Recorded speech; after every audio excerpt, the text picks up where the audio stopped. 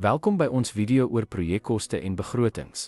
In hierdie eenheid sal ons sleutelkonsepte ondersoek wat noodsaaklik is vir die doeltreffende bestuur van finansiële hulpbronne en verseker dat u projekte op koers bly en binne begrotingsbeperkings.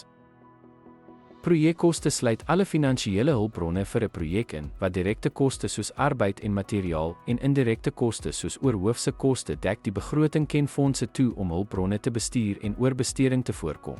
Kosteberaming voorspel totale projekkoste met inagneming van omvang, hulpbronne en tydlyn. Kostebeheer help om projekbesteding binne begroting te hou. Vaste koste soos huur en salarisse is konstant. Veranderlike koste, insluitend materiaal en nutsdienste, verander met aktiwiteitsvlakke. 'n Gebeurlikheidsreserwe is 'n begrotingsveiligheidsnet vir onverwagte kostes wat finansiële stabiliteit verseker. 'n Kostebasislyn is 'n goedgekeurde begroting om werklike en beplande koste te vergelyk.